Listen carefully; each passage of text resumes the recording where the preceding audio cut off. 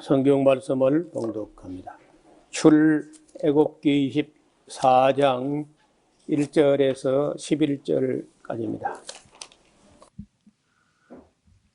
또 모세에게 이르되 너는 아론과 나답과 아비후와 이스라엘 장로 70인과 함께 여호와에게로 올라와 멀리서 경배하고 너 모세만 여호와께 가까이 나아오고 그들은 가까이 나오지 말며 백성은 너와 함께 올라오지 말지니라. 모세가 와서 여호와의 모든 말씀과 그 모든 율례를 백성에게 고하매 그들이 한 목소리로 응답하여 가로되 여호와의 명하신 모든 말씀을 우리가 준행하리이다. 모세가 여호와의 모든 말씀을 기록하고 이른 아침에 일어나 산 아래 단을 쌓고 이스라엘 12지파대로 12기둥을 세우고 이스라엘 자손의 청년들을 보내어 번제와 소로 화목제를 여호와께 드리게 하고 모세가 피를 취하여 반은 여러 양푼에 담고 반은 단에 뿌리고 언약서를 가져 백성에게 낭독하여 들리매 그들이 가로되 여호와의 모든 말씀을 우리가 준행하리이다. 모세가 그 피를 취하여 백성에게 뿌려 가로되 이는 여호와께서 이 모든 말씀에 대하여 너희와 세우신 언약의 피니라. 모세와 아론과 나답과 아비후와 이스라엘 장로 70인이 올라가서 이스라엘 하나님을 보니 그 발 아래에는 청옥을 편듯하고 하늘같이 청명하더라. 하나님이 이스라엘의 존귀한 자들에게 손을 대지 아니하셨고 그들은 하나님을 보고 먹고 마셨더라. 아멘.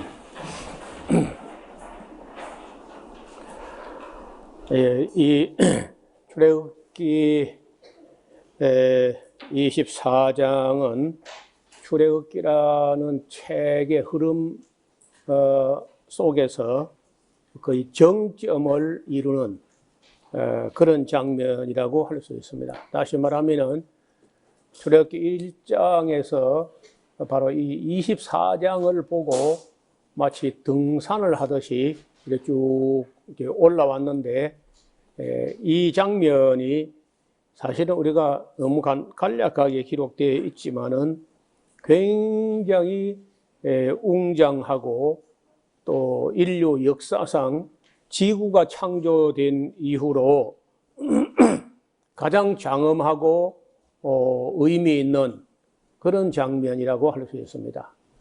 아마 이 이후에 다시 한번 또 큰 장면이 있다면은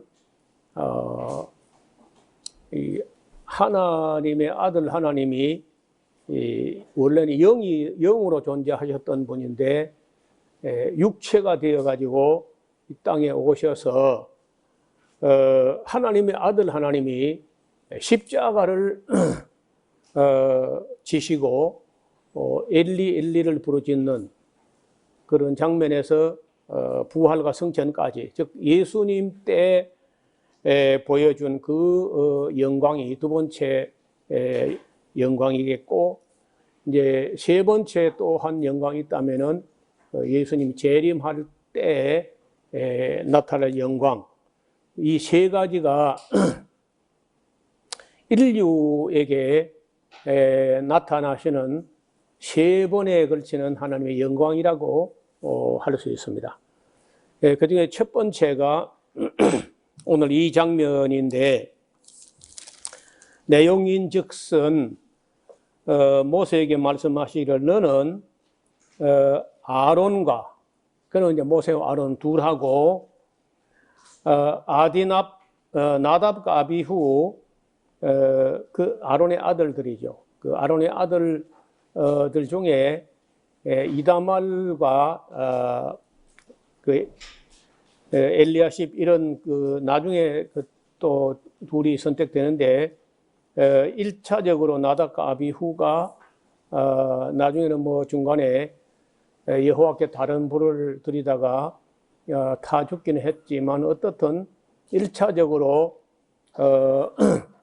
모세와 아론 다음에 이 제사장 계열에서 정통성을 이어받는 나답과 아비후, 그러니까 네 사람하고 70인 장로 70인 장로라고 이제 하면, 우리가 지난번에 70인 장로라고 해서 뭐 딱 그렇게 이름을 정해 뽑은 거는 아닌데, 모세 장인 이드로가 모세가 하는 재판하는 걸 보고 그 자네가 하는 게 옳지 않다, 바르지 않다 하면서 천부장, 백부장 이렇게 좀 뽑는데 그 즈음에 아마도 이스라엘 중에 재주와 덕망을 겸비한 이 사람들을 뽑았다고 봅니다. 그러니까 전부 다 하면은 72인 혹은 뭐 74인 이렇게 봅니다. 정확하지는 않은데 레위 지파에서 6명씩 뽑고 모세와 아론은 또 따로 보탰다면은 74인이 됩니다. 12지파에서 한 지파에 12씩 뽑으니까 6명씩 한 지파에 6명씩 뽑으니까 이게 이제 72인이 되죠. 거기다가 모세와 아론을 보태면은 74인이 될 수도 있고, 아론과 나답과 아비후를 보태면은 75인, 뭐 76인, 하여튼 뭐 대충 그 정도입니다. 그 최소한 70명에서 75, 6명 정도, 이런 정도니까 우리나라 뭐 이 형편을 말하면은 글쎄 뭐 그 국회의원이나 할까요? 그날 이후로도 이스라엘 사람들은 오랫동안 민족 대표를 이 70인 장로들을 민족 대표로 이렇게 해요. 지금 아마 이스라엘도 국회의원이 70명이 넘을 겁니다만은 우리나라는 지금 우리 국민을 대표하는 국회의원이 299명 이렇게 되어 있잖아요. 그러니까 이 민족 대표들만 이제 하나님께 올라가는데 나머지 동행들은 멀리서 경배하고 국민들은 그냥 산 아래에 있고 70명과 함께 올라간 사람들은 약간 거리를 두고 있고 모세, 2절에 보면 너 모세만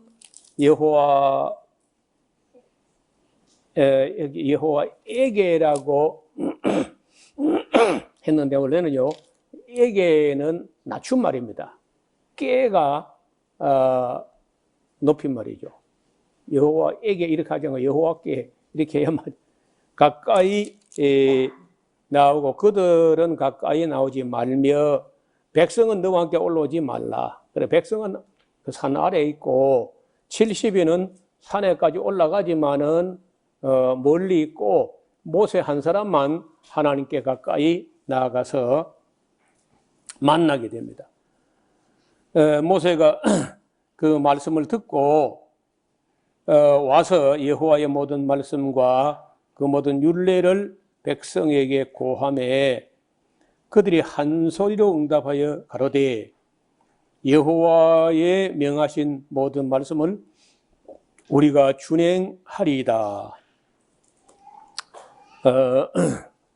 글쎄 뭐 십계명뿐만 아니라 상당히 그 많은 내용을 들었을 텐데 그걸 쭉 백성에게 설명을 합니다. 그걸 들어보니까 옳거든요. 여러분, 하나님 말씀은요, 언제 어디서 누가 들어봐도 옳습니다. 요새는 안 맞다 그런 거 없어. 그러니까 옳기 때문에 들어보고는 우리가 다 준행하리이다. 이렇게 참 대답은 너무 쉽게 하는 것 같아. 그런데 그날 이후로 우리가 다 준행하리이다 하고 이 장면에서 언약을 맺지만은 그날 이후로 지금까지 이스라엘 백성이 하나님 말씀을 준행했던 때는 단 한 번도 없어요. 그러면은 하나님께서 그 인간들이 뭐 연약하거나 아니면 뭐 결심이 쉽게 흔들리거나 뭐 이래서 안 지킬 것을 하나님 모르시는 게 아닙니다. 다 아시지만은 그래도 언약이 체결되기 위해서는요, 납득이 돼야 되고 또 그 예라고 하는 대답이 나와야 되잖아요. 그래서 이스라엘 백성이 우리가 말씀을 다 모든 말씀을 우리가 준행하리다 하니까 뭐 언약이 체결된 거죠. 그래서 그때 모세가 여호와의 말씀을 기록을 했다고 하는데 그래서 이제 좀 있다 보면 이제 언약 책에 언약서라고 하는 이 기록물을 남겼다는데 그때에 뭐 지금도 석연치 않은 게 모세가 무슨 언어로 어떤 문자로 어떤 필기독으로 기록을 했을까? 이를 좀 더 구체적으로 알고 싶은데 알 길이 없습니다. 무슨 얘기냐면은 지금 현재 히브리어 이스라엘 말로 기록된 그 오경을 보면은 주전 500년대 그러니까 5세기 6세기 그 당시 에스라 당시에 히브리어 문법으로 어떤 문체로 기록되어 있다고. 그럼 그때로부터 모세까지는 1000년 전이거든요. 에스라 시대로부터 1000년 전에 애굽에 살았던 이스라엘 사람들이 언어는 히브리 언어하고 뭐 애굽 언어하고 막 이렇게 섞어서 사용했다고 봐요. 그 언어는. 그럼 문자가 문제가 되는데 문자와 문법. 예를 문법이라든지 문자라든지 이런 것은 그 간단한 얘기가 아닙니다. 히브리어라고 하는 이 문자는 이 세상에서 히브리인들만 원래 썼어요. 근데 그것이 아람어하고 많이 한 절반 갖고 절반 틀리고 이제 이렇게 하는데 아람어 문자 계열에서 따로 또 나누어진 것이 아닌가. 언어는 아람어는 또 다릅니다. 그러니까 아람어는 큰 언어고 아람어를 하게 되면은 바빌론서부터 애국까지 다 통할 정도로 뭐 아브람 시대로부터 에스라 시대 이런 때까지 보면은 그건 뭐 한 1000년, 2000년 가까이를 아람어가 그 고대 중군동의 공용어처럼 이렇게 사용된 언어예요. 아람어가. 근데 모세는 아시는 대로 히브리인 가정에 태어나가지고 바로 왕의 공주의 아들 격으로 바로 왕궁에 들어가서 애굽의 학문과 언어와 이런 데 아주 통달했다고 봐요. 근데 문제는 그 당시에 모세가 출애굽할 그 당시에 히브리어 문법이나 히브리 문자가 정리가 안 돼 있었다고 보는 겁니다. 예를 들어 볼까요? 아브라함이 그 세종대왕처럼 뭐 히브리 문자를 발명했다는 그런 아무런 근거가 없어요. 아브라함이 아는데 이삭이 할 리도 없고, 야곱이 뭐 히브리 문법, 문자 이런 거 개발했을 것 같지도 않아요. 그럼 애굽에 가서 400년 사는 동안에 히브리어가 좀 발전할 수 있을지 모르겠는데 애굽 문화에 물들어가기 쉽지 거기서 뭐 히브리 문법 개발하고 그렇게 했을 가능성은 거의 희박하다는 거예요. 다시 말하면은 모세가 지금 우리가 가지고 있는 히브리어 문법으로 그런 그 문법이나 문자로 오경을 기록했을 가능성은 거의 없다는 거예요. 그럼 무슨 문자로 기록했겠는가 하면은 모세에게 익숙한 거는 뭐 그 애굽 언어죠. 애굽 언어.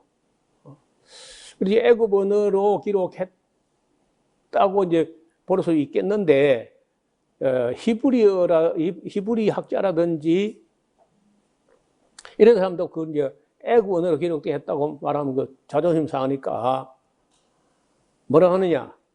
그냥 히브리 문법을 시내산에 올라갔을 때 하나님께서 모세에 가르친 거야. 그랬을까? 뭐 그럴 수 있죠. 하나님이니까 뭐. 그럼 우리는 그런 말이 없기 때문에 합리적인 어떤 생각이나 의심을 안 해볼 수가 없다는 겁니다.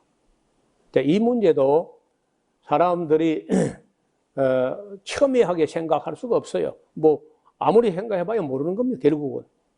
그런데 이제 학자들은 뭐 그냥 모르겠다는 게 이제 제일 점잖은 표현이야. 모르겠다. 모세가 그때 무슨 문자로 무슨 문법으로 이 여호와 율법을 기록했는지 모르겠다고 하는데 어떻든 전수되어 내려온 걸로 보면은 히브리 문자로 기록되었으니까 이스라엘 사람들 내지는 히브리 학자 랍비들은 그때 산에 올라갔을 때 이 히브리 문자라고 하는 문자나 문법은 하나님께서 내려주신 영원한 문법이기 때문에 우리가 천국 가서도 히브리어 쓴다. 이렇게 주장한다고 히브리 사람들, 지금도 이스라엘 랍비들 이런 사람들은 그런 주장을 하는 거예요. 뭐 확실하지는 않은데 어떻든 기록했다는 겁니다. 모세가 기록했다. 그 기록을 했는데 저는 볼 때 만약에 기록했다면 그 기록된 문서가 레위기일 것이다고 보는 것이 저의 입장인데 우리 장로교단 통합지역 신학자들 약간 진보적인 그런 성향의 신학자들은 신명기를 기록했다는 거예요. 그리고 레위기가 더 뒤에 기록됐다. 레위기는 제사장 문서, 피 문서라고 하면서 맨 나중에 기록된 게 피 문서다. 이렇게 지금도 우리 교단 신학자들은 그렇게 말합니다.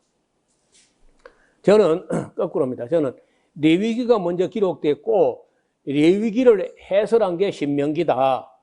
적어도 레위기하고 신명기 기록된 간격은 레위기가 40년 전에 기록됐고 신명기는 40년 후에 광야 생활 끝에 기록됐다. 이렇게 이제 보는 것이 저의 입장인데 저 같은 사람의 뭐 입장을 뭐 학자들이 존중하지는 않습니다. 그냥 무시합니다.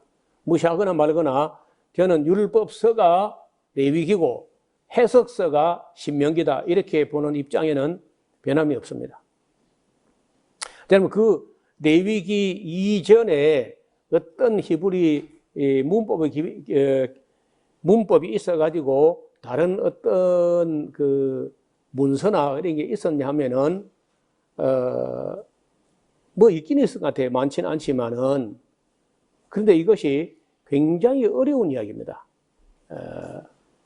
나중에 이제 조금 있다가 우리가 시간이 나면 좀 살펴보겠는데 이 민수기 같은 책을 기록하는 기자가 누군지는 알 수 없으나 민수기를 일반 우리 보수교단의 보수적인 입장에서는 다 창세기, 출애굽기, 레위기, 민수기, 신명기 다 모세가 기록됐다 이렇게 하잖아요.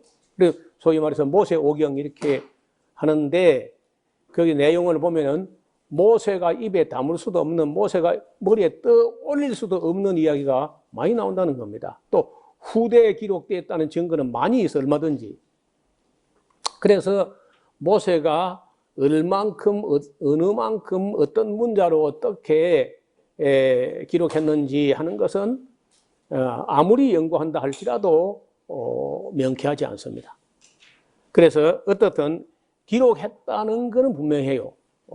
그러면 하다못해 모세가 애굽 문자밖에 몰랐다고 하면은 또 뭐 애굽 문자라도 기록했겠죠.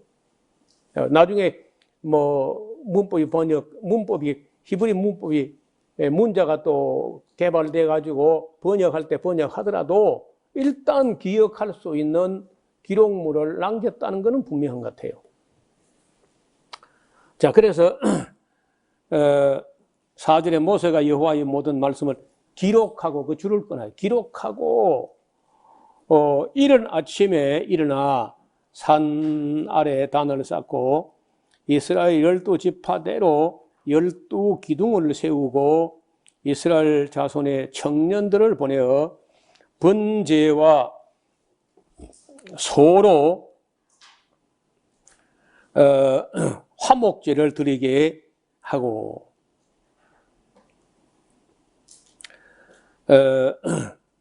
이건 번제와 소로 하는 것보다 소를 번제로 화목제를 드리겠다 이렇게 말해야 말이 될 거예요.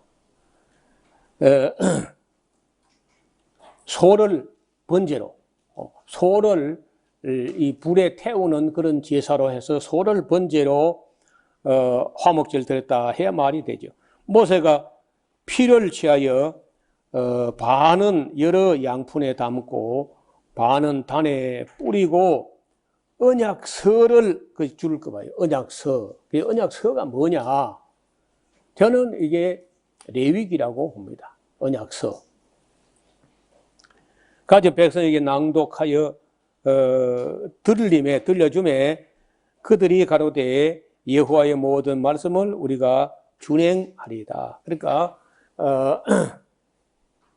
그 두 번씩이나 여호와의 모든 말씀을 우리가 준행하겠습니다. 이렇게 말을 합니다. 그것은 두 가지를 몰랐다고 봅니다. 히브리인들이 유대인들이 자기들이 얼마나 타락했는지 얼마나 약한지 악한지 그런 걸 모르니까 자기들이 뭐 옳으니까 지킬 수 있을 줄로 그렇게 생각하고 지키리다 이렇게 근데 그건 잘못했다고 보진 않아요. 그러나 어떻든 자기들이 얼마나 악한지 모르는 거예요. 여러분 우리 자신들도 우리가 얼마나 못됐는지 어릴 때는 잘 몰라요. 어릴 때는 지가 제일 착한 줄 알아요. 그런데 살아가면서 보면 이게 내게도 이게 못된 성질이 있었구나 이런 걸 아는 데는요 제법 세월이 흘러가야 돼요. 사도 바울을 보면요 젊은 날에 자기 의가 가득해가지고 스데반을 죽이는데 죽이라 막 이리 했던 사람이거든요. 자기가 옳은 줄 알고. 그리고 자기가 바리새인이고 히브리인 중에 히브리인이고 율법의 의로는 흠이 없는 자로다. 내가 지극히 큰 사도들보다 조금 더 부족한 게 없는 줄 안다. 뭐 이렇게 큰 소리 뻥뻥 치다가 나중에 가면요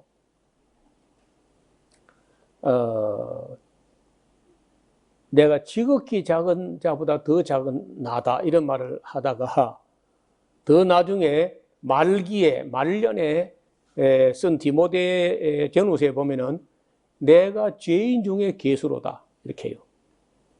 핍박자요, 포행자요, 해방자에 불과하다. 내가 남에게 전파한 후에 내가 자신이 버림이 받을까 두렵다. 이렇게 아주 나이가 들어갈수록 벌벌 떠는 이야기를 합니다.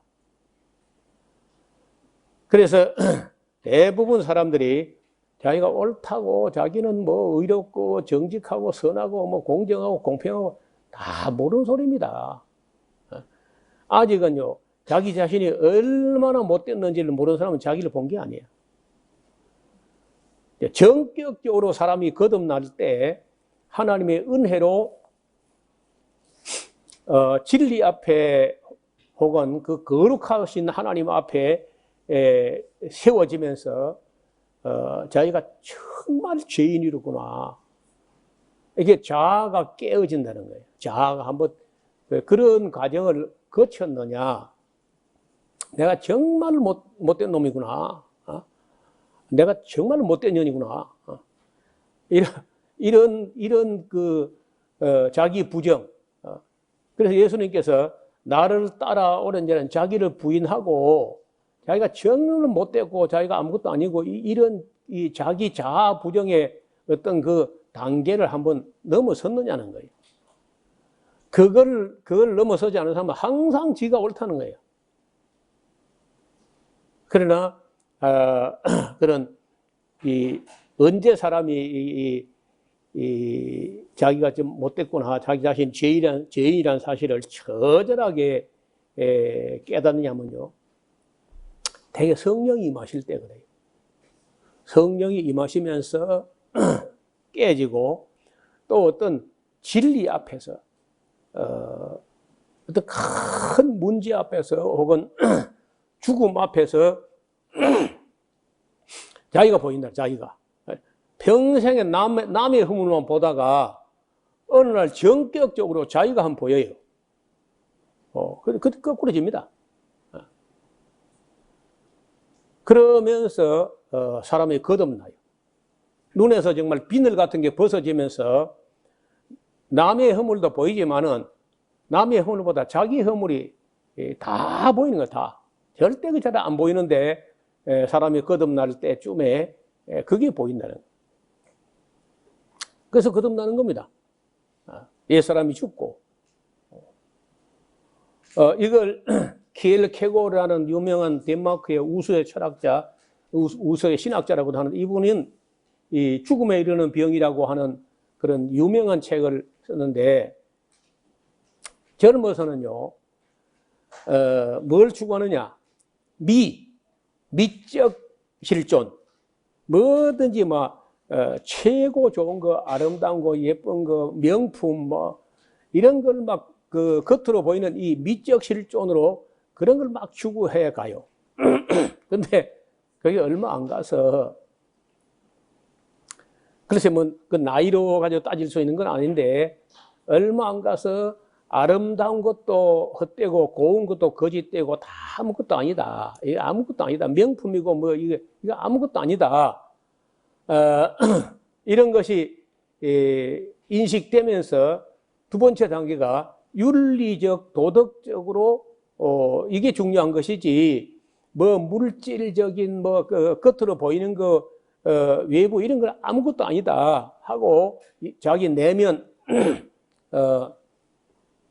그 인격적, 도덕적, 윤리적 이런 실존으로 추구해 가는데, 놀랍게도 그런 걸 추구하면 추구할수록 안 되는 걸 봐요. 옳은데, 윤리적으로, 도덕적으로 옳은데 해보면 안 돼. 오히려 남은 되는 것 같아. 자기면 안 돼. 효도 해야지. 근데 해보면 안 돼. 아내 사랑, 남편 사랑, 옳지. 옳은데 해보면 안 돼, 또. 심지어 자식 사랑도 자식들 사랑해야지. 해보면 안 돼. 이웃 사랑, 이웃을 레몬같이 어림도 없어, 해보니까. 안 되는 거니까. 다 옳은데 안 되고, 안 되고, 안 되고, 안 되는 거예요. 할수록, 도덕과 윤리를 알수록, 노력하면 할수록 더 허우대고, 나부대고, 할수록 더 깊은 수렁으로 빠져 들어갔으면 들어갔지. 자기는 구제불능이다. 오호라 나는 골치 아픈 공고한 사람이로다. 누가 이 사망의 몸에서 나를 건져내랴 하고 절기로 할 때까지 안 되는 거예요. 그래서 나는 지옥 10번 가도 싸다. 나 같은 게 지옥 밖에 어디 가겠는가 하고 이제 완전히 이제 자기가 무너지게 되는 그런 순간에 위를 쳐다본다는 거예요. 위를 쳐다보니까 거기 십자가에 달리신 예수님이 보이는, 그때 비로소. 그러기 전에는 예수님 없어도 괜찮고 지가 잘나고 지가 옳고 뭐 이렇게 까불고 떠들고 교만하고 이렇게 했는데 자기 자신이 정말 구제불능이고 지옥을 10번보다 싸고 이렇게 이제 자기 부정이 처절하게 이르는데 이걸 죽음에 이르는 병이라는 거예요. 이 죽음에 이르는 병을 거쳐야 삶에 이르게 돼. 그래서 그래 그쯤 되어야 십자가에 달리신 예수님을 바라보게 되는데 그때가 이제 이 영적 실존, 종교적 실존으로 넘어간다는 거예요. 그래서 미적 실존, 윤리적 실존, 그 다음에 종교적 실존 이렇게 그래서 그 당시에는 전부 실존이가 사람을 말하는데 윤리적 아니 처음에 미적 인간 실존, 윤리적 도덕적 실존, 도덕적 인간, 그다음에 종교적 인간 이렇게 이제 3단계로 간다는 거예요. 여러분 여기 이 사람들이 아무것도 모르고 우리가 다 준행하리이다. 가로 열고 그랬으면 얼마나 좋겠나. 이렇게 찰떡같이 해놓고 그날 이후로 단 한 번도 그 여호와 율법대로 살았던 적이 없어요. 그게 인간이라는 겁니다. 그래서 우리 자신으로 하면은 뭐 할 수 있는 최선을 다해서 그 말씀대로 살려고 노력해야 맞죠. 되든 안 되든 그게 옳기 때문에 안 된다 할지라도 그렇게 살려고 노력하는 게 옳습니다. 그런데 최선을 다해서 노력을 해보면 뭘 발견하느냐? 아, 나는 할 수 있구나가 아니고 옳은데 내가 왜 이걸 행하지 못하는가? 내 원하는 것은 원하는 선은 행하지 않고 악은 잘도 행하는도다. 내가 왜 원하는 바 선은 행하지 아니하고 원치 않는 바 악은 이렇게 잘도 행하는가? 이게 도대체 뭐냐? 나는 사람이가 인간이가 이 괴물이가 그러면서 막 자기를 부정하는 처절한 단계를 넘어선다는 거예요. 여러분 혹시 살아오다가 딴 사람이 못된 게 아니고 내가 진짜 못됐구나 하는 걸 여러분 느껴본 적이 있습니까? 깨달아 본 적이 있습니까? 그런 데까지 도달했으면은 여러분 상당 경지에 올라온 거예요. 근데 아직도 자기가 옳고 네가 틀렸다. 그 사람은요 아직 멀었어. 아직 기독교인에게 이르지 못한 거야. 정말 그리스도인은요 자기를 부인하는 데까지 가야 돼. 자기가 정말 못됐구나. 자기가 이렇게 못될 수가 있나. 거짓되고 교만하고 약하고 악하고 그 못되고 시기 질투심 많고 그 욕심까지 많고 그리고 한다고 해놓고 안 하고 안 한다고 해놓고 하고 뭐 이런 인간이 다 있나. 자기가 자기를 객관화해 가지고 보는 눈이 열려. 그래서 평소에 자기 눈 가지고 자기를 보는데 어느 날 자기 눈이 아니라 다른 눈을 가지고 자기를 보는 어떤 그런 경험이 있다는 거예요. 그런 경험이 빠를 수도 있고 늦을 수도 있고 먼저 된 사람이 나중되기도 하고 나중된 자가 먼저 되기도 하고 어떻든 간에 참 천국 문으로 들어가는 데는 뭐 예외가 없고 누구든지 단 한 번이라도 반드시 겪어가야 돼요. 그거 거치게 돼요. 그래 지금 뭣도 모르고 우리가 그 모든 말씀을 다 준행하리이다.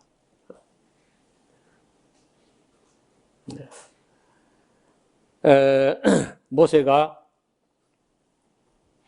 8절에 모세가 그 피를 취하여 백성에게 뿌려 가로되 자 이는 여호와께서 이 모든 말씀에 대하여 너희와 세우신 언약의 피다. 다른 말로는 피로 세우는 언약이다.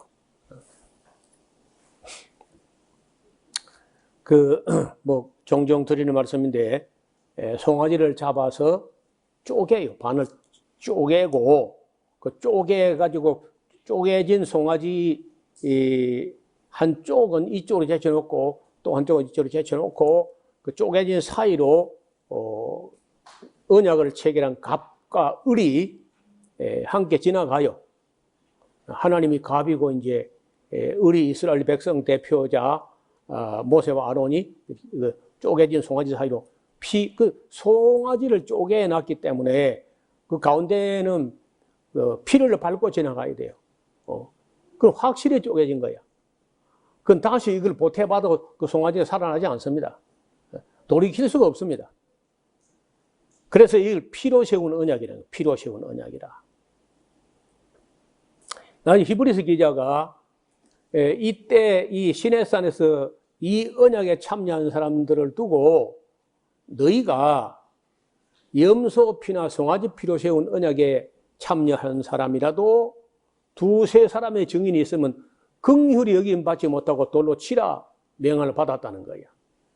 자, 그런데 오늘 우리가 참여한 이 언약은 염소 피나 송아지 피로 세운 언약이 아니라 하나님의 아들의 피로 세운 언약이다. 이렇게 대비할 때 피로 세운 언약이란 말이 히브리서에 다시 한번 공부하게 될 텐데요. 우리 예수님께서 최후의 만찬을 드실 때 예수님이 십자가에 못 박혀가지고 그 피가 피로 가지고는 언약을 못 세우는 거라. 그때 예수님 죽었으니까. 그래 죽기 전에 맨날 뭐 실제적으로 예수님 흘린 피를 가져다가 와서 뭐 언약 세우고 못할 테니까 오고 오는 세대에 포도주로 대신하는데, 그러니까 예수님 십자가에 죽기 전에 포도주, 죽은 후에 포도주 똑같아요. 예수님 피를 상징하는 것인데, 우리가 뭐 신약 시대 예수님 믿고 세운 언약도 포도주로 세운 언약이 아니야.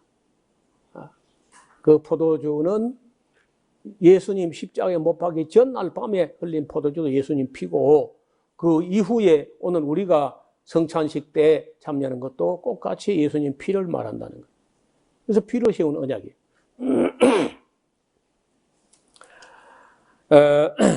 자, 모세와 아론과 나답과 아비후와 이스라엘 장로 70인이 올라가서 이스라엘 하나님을 보니 그 발 아래에는 청옥을 편듯하고 그림을 봐요. 그 발 아래 하나님 보좌가 이게 청옥, 파르스름한, 저는 요런 색이 더 좋았는데, 이 그림은요, 그림을 전공을 한 그런, 우리 인터넷 예배자가 그려가지고 저에게 가져온 그림인데, 최석돈 집사님이라고, 이런 그림을 미국까지 가서 유학을 해서 공부해 온 분이야.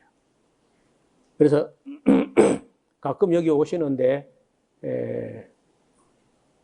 오늘은 못 오셨네요. 이 그림 여기 요 부분이 요 정도 색깔, 요 청옥, 푸른 옥을 가지고 펴놓은 것 같다. 청옥을 편듯하다. 그리고 하늘같이 청명하더라. 그리고 시내산 위에 어딘가에 갔는데 하나님 계신 그 보좌 주변이 그래 청옥을 편듯하다는 거예요. 그 발 아래가. 하나님이 이스라엘의 존귀한 자들에게 손을 대지 아니하셨고 그 오랜 후에까지도, 다시 말해 이 현대 우리가 가진 성경, 이런 성경을 기록할 때까지라도 사람들이 하나님을 보면은 죽는다. 보자마자 그 자리에서 그냥 죽어버리고 연기처럼 사라져 버린다. 이렇게 두려워했는데 놀랍게도 그날에 그 70인하고 모세와 아론, 나답과 아비후가 하나님 앞에 가서 안 죽었다는 거예요. 하나님이 손을 대지도 않았고 죽이도 않았고 죽지도 않았다는 거예요. 그걸 굉장히 의아스러워 신비스러워 하는 겁니다. 손을 대지 않으셨고 그들은 하나님을 보고 먹고 마셨더라. 뭘 마셨는지는 모르겠는데 되게 먹는 거는 빵입니다. 빵. 그리고 이제 마시는 거는 포도주야. 우리는 막 포도주는 술이다 막 이래가지고 막 금기시하고 이렇게 해요. 그러나 예수님도 뭐 포도주를 드셨기 때문에 사람들이 보라 먹기를 탐하고 포도주를 즐기는 자요 세리와 죄인의 친구로다. 근데 한국 사람은 술 함부로 마시면 안 돼. 술을 배가 부를 때까지 마시고 보통 네 발로 다니고 이러니까 모양새가 안 난다. 절제가 안 되는 민족이라. 그리고 1차도 과한데 2차, 3차로 가는 게 문제는. 그래서 선교사들이 와가지고 한 방울도 못 마시게 아주 금해버렸거든요. 하나님을 보면서 그 앞에서 먹고 마셨다. 야, 이게 대단한 이야기입니다. 사실은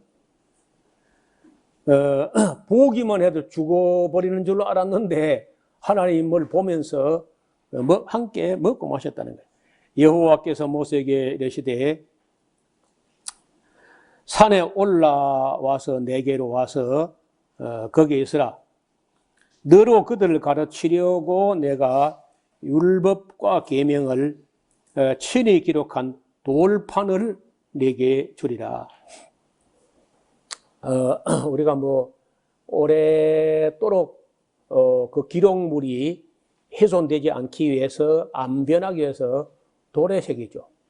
대부분의 우리나라 비석은 돌에 새기거나 동판에 새기거나 이렇게 합니다. 그 오래 가는 거예요. 동판이나 이 돌에 새기면 굉장히 오래 가는 거죠. 모세가 그 종자 여호수아와 함께 일어나 하나님의 산으로 올라가며